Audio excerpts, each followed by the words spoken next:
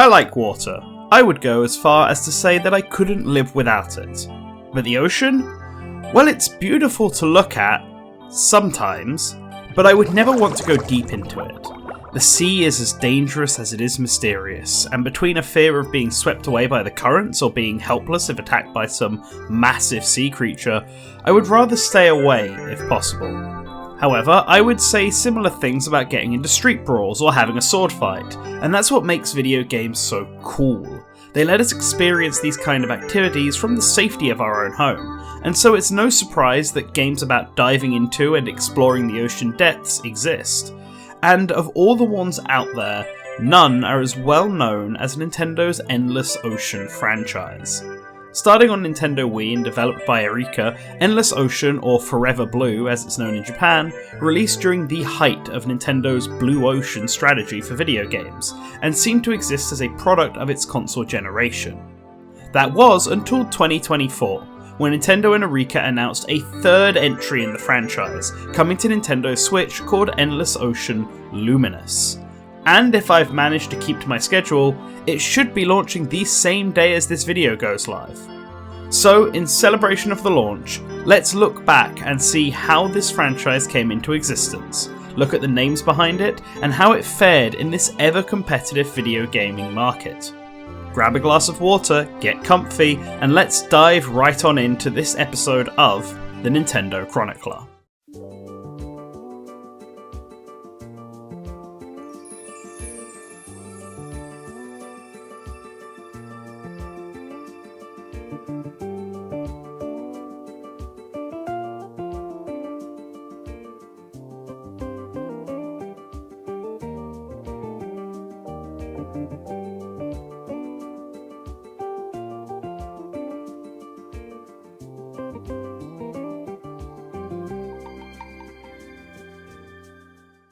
Before we go swimming in the deep end of this information ocean, let's start with a light paddle through the history of Arika and their earlier attempts at diving games. Arika was founded by Akira Nishitani. Rather bold of him to make his company name an anagram of his own first name. It shows confidence. Nishitani originally worked at Capcom and was a pivotal part of the Street Fighter and Final Fight franchise, being one of the lead designers for Street Fighter 2. In 1995, he left Capcom to form his own company, but still kept a strong relationship with them, working to develop the Street Fighter EX series of games. Street Fighter EX and Tetris Grandmaster were the bread and butter for Arika, with re-releases, ports and sequels of these two titles being the company's primary focus throughout the late 90s. But, with the turn of the new millennia and a new console generation on the horizon, Arika set out to do something completely new and original. One of the titles they were working on was a PS2 rhythm game called Technic-Tix, and the other was a unique take on the adventure game genre, a game all about scuba diving called Everblue. Published by Capcom, Everblue came from the team's own personal experiences with scuba diving, and it aimed to make a single-player story-driven video game out of the concept. Nishitani would direct, and the lead programmer would be a man called Akira Kurobayashi. Does being called Akira just make you more likely to work at Arika? Is it like a whirlpool sucking in people with the name Akira? Anyway, Kurobayashi is important because he will be the one to go on and become the director of the first Endless Ocean title. Everblue was not a popular game. Not only did it not release in North America, but most reviews for it were weak, leading to an average of 42% on game rankings. Famitsu was the outlier here, giving it a 31 out of 40, which is roughly like a low 70 out of 100. I bring that up because despite the low review scores, Capcom did greenlight a sequel, launching exactly 1 year later in 2002, simply titled Everblue 2. This one did release in North America and scored generally better than the first title, but not much better. Famitsu gave it an entire 1 additional point over the original, and its Metacritic average sat at 59 out of 100. Better than 42, but still not a passing grade, at least by the American scoring system. Here in Europe it would be like getting a C+. With 2 titles back to back both receiving generally unfavourable receptions, Arika and Capcom decided to shelve this fledgling series, and Arika turned its attention back onto licensed titles, like a Mega Man Network game on the GameCube, a Dragon Ball Z fighting game for arcades, and some more Tetris Grandmaster games. But internally at the studio, the desire to make another game around the ocean still persisted, with concepts being created behind closed doors. And this takes us to 2005, and to the offices of the other major company in this story, Nintendo. I already introduced Akira Kurobayashi in the last segment, so before we go ahead and talk about Endless Ocean, I need to introduce the other 3 key players in this story. Joining Kurobayashi is Ichiro Mihara, the vice president of Arika, who also got his start working at Capcom, specifically as a part of the Mega Man team. He joined Nishitani with the forming of Arika and worked on a good amount of their games, either as a planner, producer, or game designer. For the Everblue series, he was instrumental in getting the second one greenlit, and served as the producer from Arika's side, working along with Tatsuya Minami from Capcom. Then from Nintendo, we have producer Hitoshi Yamagami, who is one of those unsung legends of Nintendo's history. When he was a director at the company, he led the development of almost all of their puzzle titles. Yoshi's Cookie, Panel de Pon, Kirby Star Stacker, and Dr. Mario 64 are all his works, and outside of this, he also worked with Treasure directing Wario World, and with Tosei directing the Game & Watch Gallery series and the Starfy series. After he was promoted to producer, he went on to be a pivotal part in the development of Fire Emblem Path of Radiance, Pokemon Diamond and Pearl, Jump Superstars, Super Princess Peach, and Tetris DS. Nowadays, he's the producer for both the Xenoblade Chronicles and Kirby series, and got new IP like Astral Chain and Sushi Striker off the ground. Needless to say, he's a pretty big fish over at Nintendo, and he was the Nintendo producer for the Endless Ocean franchise. As for its Nintendo director, we have a slightly smaller but still key name in Masaki Tawara. Tawara was mostly known for working with Intelligent Systems as a director on Fire Emblem and Puzzle League, and also directed Tetris DS. These are all titles Yamagami was producer on, so they got to work together quite a lot, and it was during the development of one of these games where Tawara shared his desire to work with Arika on a project. They were known for the Tetris Grandmaster series, which were some of the most highly rated Tetris games after Nintendo's own, and with Tetris DS nearing the end of development, it only made sense that Arika was on Tawara's mind. So Yamagami arranged a meeting between them both and Mihara to discuss potential projects that the 2 companies could work on together. Arika had never worked with Nintendo before this. Mega Man Battle Network on the GameCube was actually the only title Arika had ever made for a Nintendo console, so in this meeting Mihara brought with him every single possible idea the company had concepted, but not developed, and this included the unnamed Ocean game. Of all the projects, it was the Ocean concept that caught Yamagami's eye, and he decided to ask Mihara why he wanted to make a game about it. Mihara simply responded, "I like the ocean." And that was that. Yamagami picked out that concept and gave Arika a couple of months to develop a more in-depth presentation about this ocean game. And that was how Forever Blue, aka Endless Ocean, began its development. Many of the fundamental aspects of the game were decided pretty early on. After all, the team had worked on 2 scuba diving games already, plus many of the development staff on the project were diving enthusiasts, including Mihara himself, who often went diving overseas in his time off. They pulled from their experiences diving for a lot of this project. What did they themselves like to do in real-life diving outings, and how could they share those experiences in video game form for players who had likely never been before? Mihara enjoyed the scenery under the ocean and just swimming around with other divers, while Kurobayashi really liked fish and taking photographs of fish, so exploration and photography were key gameplay elements right from the start of development. However, the original project plan for Endless Ocean was a lot more in line with Everblue, being more of an adventure game with missions and a structure to the gameplay. Nintendo found this unnecessary. To Yamagami and Tawara, the thing about the ocean that appealed to them the most was the freedom it offered. The vast, endless ocean was something they thought was best explored at the player's own pace, and so asked the team at Arika to remove any and all traditional gameplay structure from the title and just focus on the freedom of diving. Remember this, it will lead to something quite funny later on in the video. While the Everblue games let players enjoy the restrictions, tension and excitement of being underwater, Endless Ocean went for the complete opposite approach. Its goal was to let players enjoy the peace and healing feeling of being under the sea.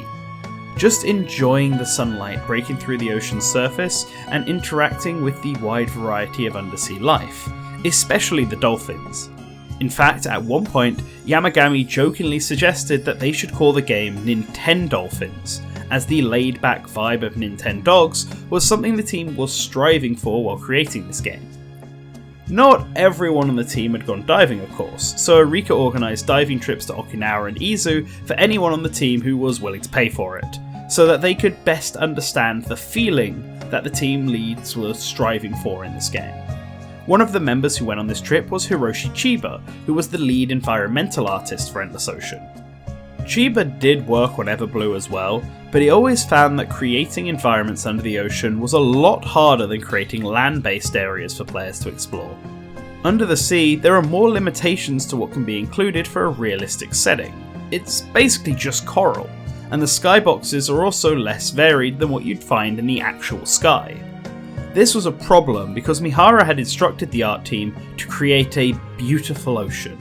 And while the plethora of reference images, videos and testimonials gave the team a sense that the ocean was beautiful, in practice, they struggled to replicate this beauty in-game.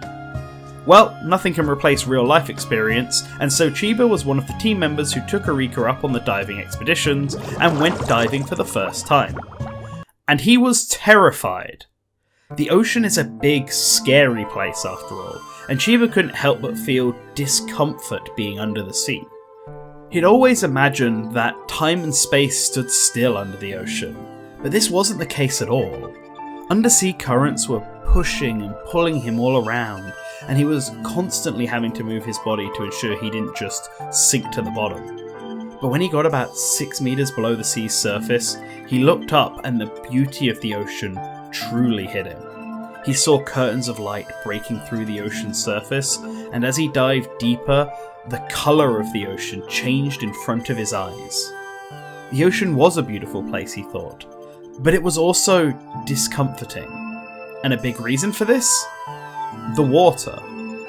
Looking at references doesn't capture the feeling of being submerged in a massive body of water, more than any bathtub or swimming pool. And it was this realization that caused Chiba and the art team to decide to focus less on developing the environment itself and more on trying to capture the visual experience of being underwater. Initially, they tried using a fog effect to get across the changing colours of the sea, but Kurabayashi and Keisuke Okuba, who was on the art team, didn't get the feeling of being in the ocean from it. It just felt like gliding through a fog. So this idea was scrapped, and instead they decided to use currents to express the ocean. Players would see dust particles or seaweed swaying past them, and little fish that were swimming by could get caught up in sea currents and suddenly yanked away. They wanted to create a feeling that everything around the player was constantly moving, while also trying to capture that dreamlike ambience that naturally comes to mind when thinking about the ocean. Music was an important part of that feeling as well, and while the game has some basic tracks composed by Ayako Sazo, the team decided that established classical music would make up the bulk of the soundtrack. This came about thanks to a number of reasons. In order to sell the beauty of the game to Nintendo, the classical song Ave Maria was utilised, and really early on in development, The Prayer by Hayley Westenra was chosen to be the game's main theme, because they felt that Hayley's delicate singing voice matched the sense of mystery and fragility that Endless Ocean was offering. The other reason classical music was chosen for the diving sections is because diving is scary for newcomers, and so the devs wanted players to rely on the music as a sense of security. In this unfamiliar, undersea world, the player could at least find comfort in the music they recognised. It was this motivation that led Nintendo's Yamagami to suggest that players should be able to listen to their own music while diving. Endless Ocean is one of the few games on the Nintendo Wii that lets players listen to their own MP3s by plugging in an SD card. Check out this video by my friends over at GVG if you want to learn more about that. This feature was actually the last thing added to the game, and it was so late in fact that Miharu wasn't sure that the team would have the time to implement it, but Yamagami was confident that they could do it. He believed in Arika's abilities, and how could they say no to such a passionate belief? So far, I've been talking a lot about how the team found the sea kinda scary and implemented features into the game that would make both the players feel discomfort, while also adding other features to make them feel more secure, but that wasn't really the point of Endless Ocean, it was just an unavoidable side effect of making a diving game. The concept of Endless Ocean was to make a game where it would be nice to let players do whatever they wanted in the ocean, and you can only really do that by trying to mitigate the fear factor as much as possible. And so, while Endless Ocean was trying to portray the team's real-life diving experiences in video game form as realistically as possible, in some cases they needed to intentionally divert away from reality. Some of the ways in which the team did this were by removing the need for players to keep track of their oxygen levels, you can just keep swimming until you get bored, and by making it so that some of the more ferocious sea creatures are docile and harmless. In real life, if you were taking a front-facing photo of a shark baring its teeth, it probably means you're seconds away from being devoured by it. But in Endless Ocean, you're perfectly safe. Only try this at home, kids. Another way in which Endless Ocean diverted from reality is how it portrayed the movement of both the player and the marine life. In reality, while sea creatures are always having to move to stay afloat, the movements are often quite minuscule and slow. The developers wanted to have the characteristics of each sea creature shine through, and so gave them exaggerated animations and movements. It helped make some of the sea creatures look more natural to players, despite it, in reality, being unrealistic. As for the players' movements, these were constantly being tweaked up until the final hour. The developers ran into an issue of motion sickness with early builds of the game. One cause of this was how the player moved. It's difficult to move quickly underwater, but when the devs tried to replicate it, they found that the players weren't moving as expected, which led to player discomfort. So movement was made sharper than it would actually be possible to do in reality. The other cause of motion sickness came from how the player, the camera, and the sea creatures all moved and reacted with each other. They found focusing on schools of fish or trying to swim alongside dolphins caused the camera to jitter wildly, and it made Yamagami and Toara both feel pretty unwell. The team wanted players to be as stress-free as possible when playing Endless Ocean, to the point where they actually simplified the control scheme and the amount of options players had at their disposal.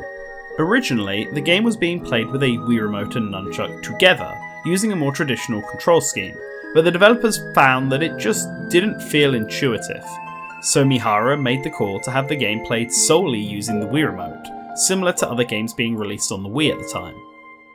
Okay, remember earlier in the video when I told you to remember what Nintendo wanted cut from the game's project plan?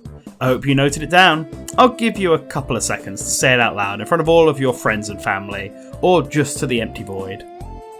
That's right! They wanted Arika to cut out any type of missions or goals for the player to follow so that they would have complete freedom over what they could do in the game. So, over halfway through development, Yamagami strolled up to Miharu and said, "We should include a scenario in the game for players to follow." Apparently, Miharu was not very thrilled to hear that. When I was asked to make a game that allowed for player freedom, for some reason, I was told that player freedom would be a problem. Yeah, turns out Yamagami had a change of heart after a year of development. According to him, it was because of all the wonderful scenes and events that the team at Arika had developed, and he began to worry that players would just never see them. Turns out, when you give the player too much freedom, they either don't know what to do and give up, or they'll play for about 30 minutes and get the false belief that they've seen everything that the game has to offer, and then just move on. He really wanted to avoid that happening, and so a story mode was added to the game to help introduce all the mechanics to the player and give them a complete idea of what there is to see and experience in Endless Ocean. Not everything was included in the campaign though, they still wanted players to discover things on their own terms, and so the hidden spots were purposefully left out of missions, and only hinted at so that players were motivated to seek them out in their own time, even after reaching the end of the game. The last thing to talk about is the game's online mode. Everblue was a single player experience, but thanks to Nintendo Wi-Fi connection, Arika had the opportunity to let players go diving with a friend through the internet. The decision to add online was made for a pretty simple reason. Wouldn't it be fun to dive together? And so they added it in. Although all the maps were the same across every copy of the game, the team hoped that friends showing each other hidden spots and the changing seasons mechanic that appears as the game's scenario progresses would make visiting a player's ocean feel unique. And that's it for the development of the first Endless Ocean game. It took roughly 2 years of development time, releasing on August 2nd, 2007 in Japan, and November 9th of that same year for Europe, where it would be included in the Touch Generations lineup of games. America and Australia would have to wait until January of next year to get their hands on it. Reviews for Endless Ocean were fairly average, but it did do a lot better than either Everblue games. Its Metacritic average is 72, which is a passing grade in the US, and Famitsu gave it a solid 35 out of 40, with elements like the game's exploration, size and soundtrack all being highlights. According to VG charts, the game sold over 1 million units worldwide, with sales in Japan actually being a lot lower than they were in America and Europe, where they sold nearly 500,000 each. This surprised Arika, and Mihara even shared that the team had received a fan letter from someone in Europe who wrote, "I love Endless Ocean, I pet the dolphins every day." So why did it not sell very well in Japan? Do they hate water despite being an island? Is Japan a Team Magma supporter? Well, we can't say for sure, but it might have had something to do with a technical issue that the game had. See, long before the era of downloadable updates, devs just had to hope that their games were polished when they were shipped, because it was going to be a huge pain in the backside to fix it if they want. And unfortunately for Arika and Nintendo, 1 week after the game launched in Japan, they had to issue a product recall. See, there was a major bug found in the game that caused the Wii itself to freeze and crash when the player put a bow-mouthed guitarfish into the game's aquarium. This could happen even if you didn't choose to put the guitarfish in the aquarium, but the game did it automatically. It would just crash when you tried to go for your next dive, rather than immediately. It wouldn't erase the player's save data or anything, and the story could be continued as long as you didn't capture any bow-mouthed guitarfish. They were just born to be free.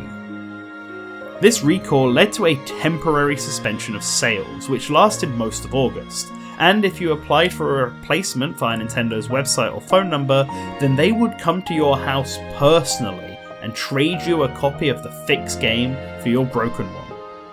While the game obviously went back on sale, getting a huge blow like that to the game's first month on the market was a big problem, and those affected would likely warn friends and family about the issue, which may have stopped potential sales. It was a PR disaster.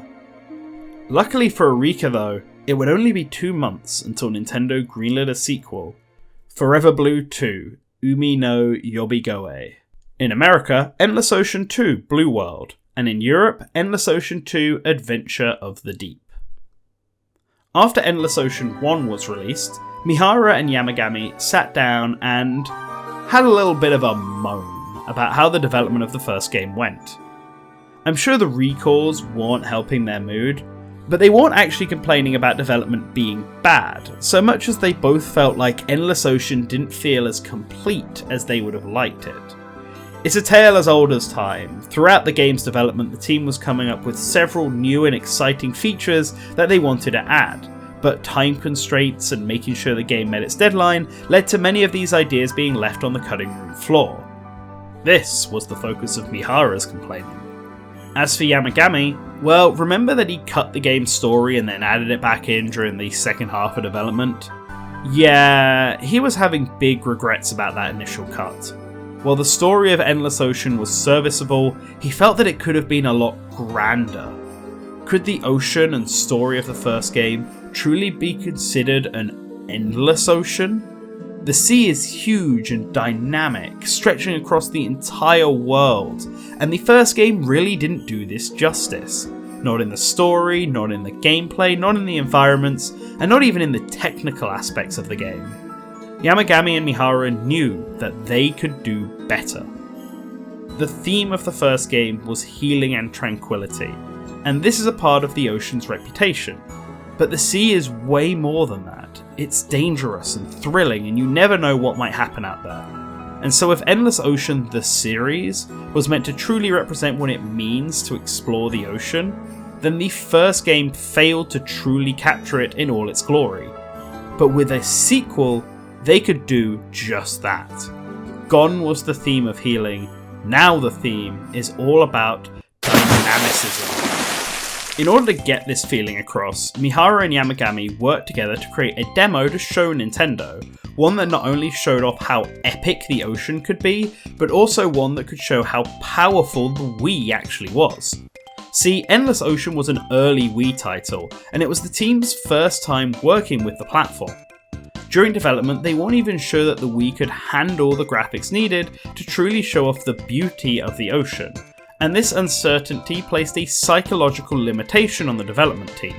They held back, but now, Arika had been working non-stop with the Wii hardware for 2 years, and they realised that these two GameCubes taped together were stronger than they thought. With their experience, they knew they could push the Wii to its technical limits, and did just that. The demo that Arika created showed off a school of around 3,000 sardines swimming through an ocean scene as a ginormous whale came into view. And it did all of this without dropping a single frame. The demo ended up being so impactful that it was actually reused for the game's opening scene. Along with this, Mihara promised that he could create an open world for players to explore without the inclusion of any loading screens. After all, real life doesn't come with loading screens, so why should Endless Ocean?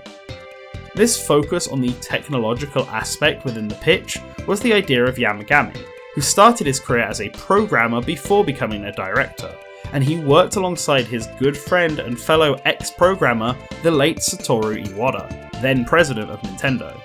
He knew that Iwata's history as a programmer meant that he had a strong appreciation of the technical aspect of the game's development, and so their pitch appealed to his programmer nature. And it paid off, as before the first game had even launched to the rest of the world, and even with the controversy that plagued its Japan launch, a sequel was greenlit. Most of the team from the first game came on into the second one, including both directors, Kurobayashi and Tawara. Lead composer Ayako Sazo returned, and Hiroshi Chiba came back to do the backgrounds. This time, however, Yuri Hattori, an up-and-coming employee of Nintendo, was brought in to work on the scenario of the story, alongside Shinya Noguchi from Arika, who previously did planning work on the first Endless Ocean. Hattori was relatively new to Nintendo at the time, and she had gotten her start as a scenario assistant on Fire Emblem Radiant Dawn, and had been showing her directing skills off with the then upcoming Legendary Starfy and Style Savvy games for the Nintendo DS. Endless Ocean 2 was her chance to show off as one of the main scenario writers on a game, and it would pay off as she later went on to be a part of the writer's room for the first Xenoblade Chronicles. Making a more interesting scenario was Yamagami's main goal for Endless Ocean 2, and the only advice he gave the writing duo was to have the game's story remain grounded, while also having a world tour kind of feel. In Endless Ocean 2, the team wanted to take the player to various oceans across the world, and so a story needed to be drafted around that. The scenario that the duo ended up settling on was about solving the mystery of the legendary Song of Dragons. This came about thanks to Hattori's own perception on what the ocean is. She viewed it as romantic, in the adventurous kind of way. The romance of the unknown. What sea creatures have we yet to discover? What ruins lie deep on the ocean floor? And how did they get there? This led to the duo putting a focus onto unravelling the long-forgotten history of our world. If you find a plate that has sunk to the bottom of the ocean, it could give you insight into what the people of the past who used that plate were like, and what kind of life they lived. This is a part of the romance provided by the sea. There were times in development where the scenario got a little out of hand. At one point Mihara wanted to include a plot beat around a mystery woman who could walk along the surface of the water and would appear to the player throughout the story. But Hattori had to argue against this because it was pulling too far away from actual reality. This wasn't the only point in development where Mihara and his game designers butted heads with Yamagami and his writing duo. For the first half a year of development, the two teams were working fairly separated from one another, and this led to real issues when it came to merging the gameplay ideas with the story. There would be problems like big moments from the plot coming out as rather dull when implemented into the game, and gameplay mechanics that needed to be introduced to the player early and yet didn't make sense story-wise for the characters to be acting this way, especially when it came to situations like taking photos of fish and visiting the aquarium. In Universe, it feels like the heroes have more pressing matters to attend to, like why all the sea creatures are acting more aggressive, not playing Pokey Dolphin Snap. In order to solve this issue, both sides were called together over the summer of 2008 to sit down and make it so that everyone was happy. I say this, but it's clear that the game designers had way more sway in this conversation than the two budding writers did. Noguchi was pretty much tasked with having to rewrite the plot and scenarios they had planned in order to allow for the gameplay elements to shine. This led to the inclusion of a ton of sub-stories, basically putting the final decision on the player about whether the characters should divert their attention away from the main campaign in order to feed otters or fill up the in-game aquarium. But the duo of writers conceded, and they did so because at the end of the day, gameplay is the most important part of any video game. Rather than thinking, we don't want the story to be like this, they instead thought about how the story could motivate players to experience the variety of scenarios that they would pen, both major and minor. So much optional content was created from this that the developers joked about how the game could take anywhere from 2 hours to 300 hours in order to beat it. And well, in a game of this size, I'm not surprised that it could take that long. After all, the focus of the game was exploring the entire world's ocean, and so this meant there were many more locations for the players to see in Endless Ocean 2. When deciding on where players could dive in the game, the designers narrowed the location choices down to 3 criteria. First, what diving locations are popular in the real world? The Red Sea and the Aegean Sea are popular spots for real-life scuba divers, and so the team wanted to include them as locations in the game. Second, what locations are unusual or dangerous to go scuba diving in the real world, that Endless Ocean as a video game could let players enjoy without fear? This led to the inclusion of areas like the Arctic Ocean, where it would be too cold to really go scuba diving in, and the Arika River in Brazil, which is filled with dangerous animals like crocodiles. This also provided the devs the option to let players document non-sea-based fish in the game. Lastly, what oceans allowed for cool set pieces to be created for players to explore. This led to the creation of locales like Valka Castle in the Aegean Sea and the Cavern of the Gods in the Red Sea, cool underwater ruins for players to swim through. All these locations were decided on very early in development, and because several were popular spots for divers already, it meant that there was a lot of reference material to work with. There were even plans at one point to include an ancient sea that would have had extinct sea creatures to find, but it was scrapped. There was also one more location that the developers decided to focus on in Endless Ocean 2. A location that is decidedly not an ocean, but the land itself. One of the recurring complaints from reviewers of the first game was that everywhere outside of the ocean itself, like the surrounding landscape and the boat that acted like a hub for the player, was kinda mid. And so this time around, the team actually allowed players to explore dry land with 9 Ball Island, the new hub world for the player. This allowed the devs to also include non-marine life, like otters, who live on the island and can be fed. The team even attempted to make it so that the player could seemingly transition from land and ocean directly from the beach, and vice versa, but it didn't end up working out. This much bigger world to explore gave Endless Ocean 2 a broadness that the devs hoped would allow the game to appeal to as many players as possible. There are as many ideas of what a sea game entails as there are fish in the sea, and the team wanted to try and have Endless Ocean 2 hit as many of those ideas as possible, even if it meant doing something that the first game would never have dared to do. If you were attacked by a shark, wouldn't you want to try and shoot the shark? In Endless Ocean 2, a bigger emphasis was put on expressing the life of creatures both in and out of the ocean. This included both the good and the bad. The team created over 30 long ecology-style videos showing off various animals in the wild, and these videos ranged from penguins raising their young to giant whales eating hordes of fish. All of this was done to help the team make the animals in Endless Ocean feel more alive, and that meant that this time around, those aggressive sea creatures that players could easily swim up to and photograph in the first game weren't going to be so docile. Sharks and crocodiles were made to act aggressive to the player, and scenarios like a giant squid engaging in a battle with a sperm whale were added to show how dangerous the ocean really can be. That said, while Yamagami talked about shooting the sharks, he didn't actually want players to have a gun.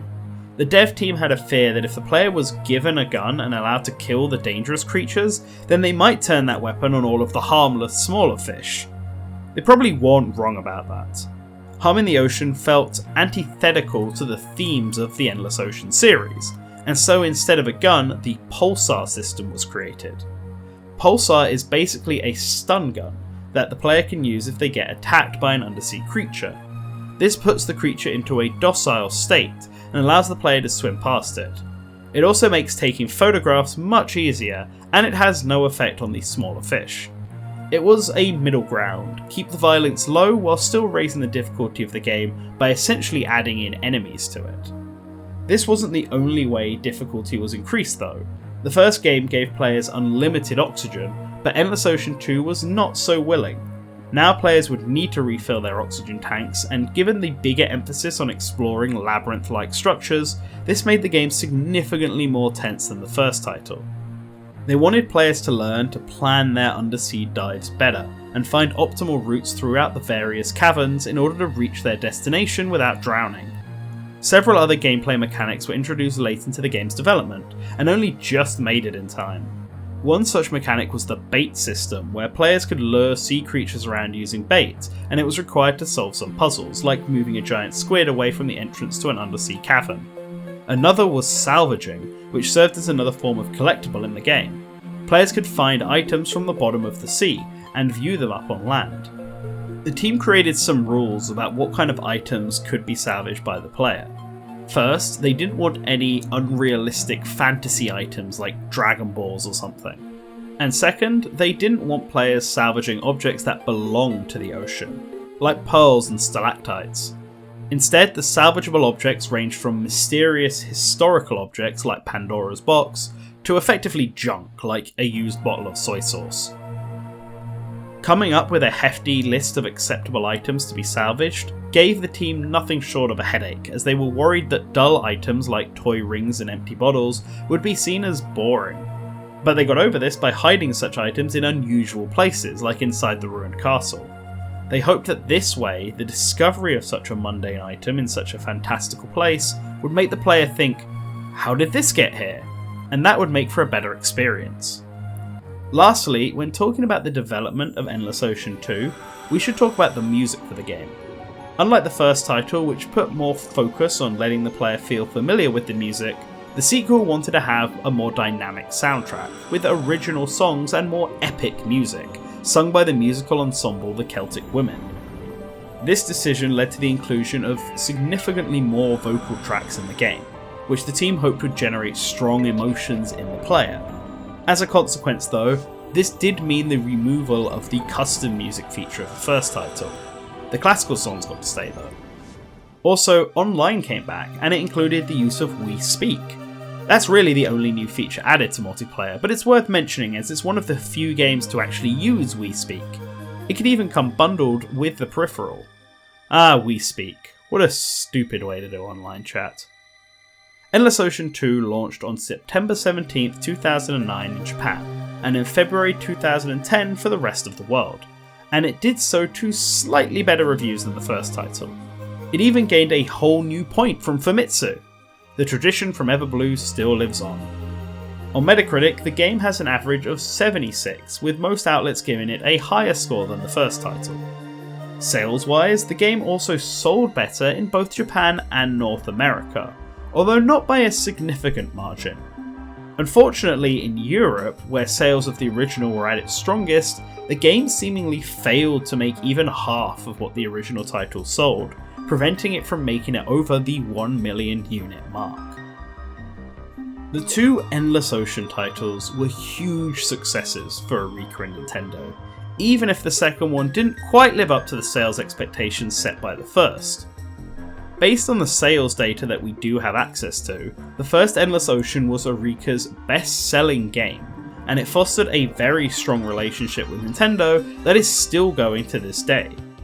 During the development of Endless Ocean 2, Arika was also given the reins over the Dr. Mario franchise by Yamagami, and went on to develop entries for the Wii, DSi, Wii U, and 3DS. They also created every game in the 3D Classics line, and made the AR Games app that came pre-installed on every Nintendo 3DS system. Within the Nintendo Switch generation, Arika are most well known for working on the Nintendo Switch Online Battle Royale titles Tetris 99, Super Mario Bros. 35, and Pac-Man 99, the former of which is still getting new updates over 5 years later. And while Arika has still worked with other developers, namely Bandai Namco where they help co-develop the Tekken franchise, and are publishing their own titles with Fighter EX Layer, the successor to both Fighting Layer and Street Fighter EX, it's with Nintendo that they've seen the majority of their games release. That's why the just released Endless Ocean Luminous doesn't really surprise me in the least. At time of this video's recording, Nintendo hasn't released any interviews with Arika about the development of this new entry, but given the success of the first two, plus the big emphasis that the game's marketing had placed on the 30-person online scuba diving, I think we can accurately say why this game came about. Arika have proven themselves with their Battle Royale games to be experts at making massively multiplayer online titles, and taking that knowledge and applying it to an exploration game like Endless Ocean is just very appealing. Not to mention, the increased power of the Switch and addition of HD means that Endless Ocean Luminous may very well be the perfect diving game, one that Arika has spent the last 24 years striving to create. Well, that's how I originally intended to end this video, but as production got so close to the release of Luminous, reviews ended up dropping as I was editing this video, and they aren't exactly the most favourable. Currently, Endless Ocean Luminous sits at a 63 on Metacritic, the lowest of any entry in the Endless Ocean series. While most reviewers have praised its relaxing nature that lets players experience the game in their own way, many criticise the game for feeling like a step backwards from Endless Ocean 2, with progression being slow and the repetitive mission structure getting boring. Many reviewers claim that all the emphasis was put on the multiplayer, leaving the single player barren, and that was exactly as I had just speculated a minute ago in this video. But what all these reviews revealed to me is that it sounds like the Endless Ocean franchise has come full circle in a surprising way. Endless Ocean Luminous drops players into the ocean with minimal direction and expects them to just explore and find their own fun in the tranquil ambience. The exact same concept that Nintendo and Arika initially put forward for the first game, before Yamagami decided that it should have a more robust story mode. It sounds like his fears that without guidance players would give up too early were right, as Luminous has seemingly proven. It's almost poetic that the developers decided to revisit their very first concept for Endless Ocean with its return after a long hiatus. It's almost like the devs have been swimming across the sea all this time and have looped all the way back to where it first began. Just the player and their friends diving in the ocean, hanging out with the wildlife and exploring an undersea world. One that, thanks to the use of procedural generation of its environment, can truly be considered endless.